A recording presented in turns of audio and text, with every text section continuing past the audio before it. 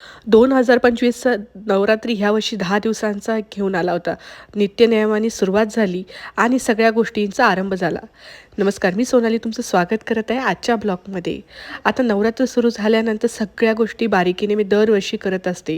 मागच्या 6 वर्षापासून मी देवीचा उपवास 9 दिवसासाठी पूर्णपणे अखंड पकडत असते आणि यावर्षी ती परंपरा मी चालूच ठेवली.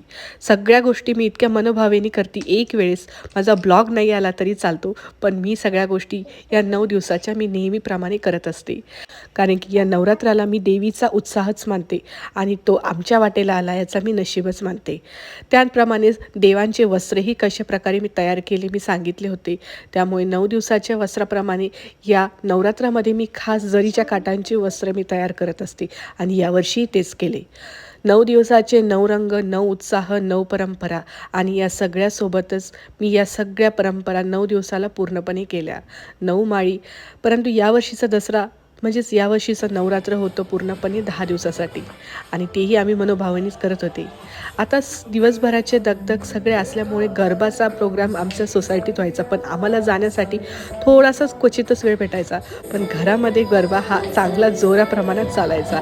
हे बघा, दोघंही बाप बेटे जोरात सोरात गरबा खेळायचे आणि यांचे सूर बघून मलाच मजा वाटते. सगळ्यात जास्त सरप्राईज आम्हाला अनुश्रीचं वाटलं, कारण की ती इतक्या सुंदरप्रमाणे तिच्या मनानेच गरबा करत होती ना, की आम्ही दोघेही सरप्राईज झाले.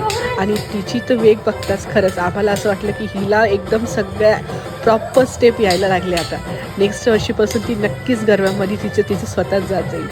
आणि त्यासोबतच तिला पार्टनर म्हणून तिचे बाबाही तिच्यासोबत डान्स करू लागले आणि बाबा आणि मुलीचा डान्स एक नंबरची जोडी म्हटल्यानंतर घरात काही बघायचं वेळच नाही दुसरा. या दोघांची गरब्याची प्रॅक्टिस चालूच होती. म्हणजे घरातच गरबा हा 9 दिवस आमच्या घरात हे वातावरण चालूच होतं. त्यासोबत कालीही म्हणजे सोसायटीमध्ये खूप चांगल्या प्रमाणे गरबाचे प्रोग्रामही होत होते.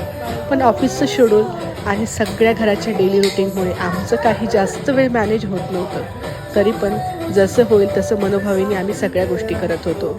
वातावरण 9 दिवसाचं 9 उत्साह आणि आराम पूर्णपणे आनंदाचंच होतं आणि ह्याच मनोभावेने आम्ही पूर्ण नवरात्र एका दिवसाला करत होतो. जसा रंग, जशी माळ, जशा आमच्या प्रथा, दुर्गा सप्तशती पाठ, सगळं जे काही असेल त्या सगळ्या प्रथा मी एकामागे एक केल्या. ऑफिस आणि मुलांच्या स्कूल आणि यांच्या ऑफिसच्या रुटीनमुळे मी सकाळी लवकर उठून देवपूजा करायची आणि दररोजच्या रुटीनला लागायची आणि अशा प्रकारे नवरात्राचे 9 दिवस मी एकामागे एक माझे चालले होते. भेटू परत नवीन ब्लॉग्स.